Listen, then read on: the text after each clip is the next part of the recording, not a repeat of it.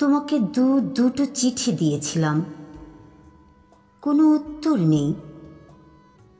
তৃতীয়বার লিখতে গিয়ে মনে হলো তুমি হয়তো বাড়িতে নেই। আসলে উপেক্ষাগুলো যখন ভীষণভাবে নাড়া দেয় আর মন খারাপদের সাথে কথা বলে বলে ক্লান্তি লাগে, তখন তো কিছু একটা করতেই হয়।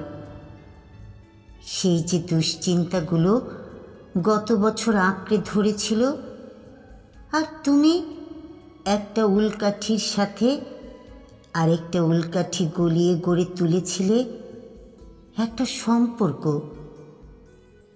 তাকে টিকলো বলো?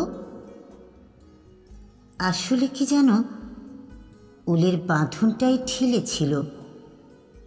আমি শূন্যতা সরিয়ে যতবার তোমার স্মৃতির কাছে যেতে গেছি, ততবার শুনি কথোপকথন, কারা এসে তোমাকে ডাকছে,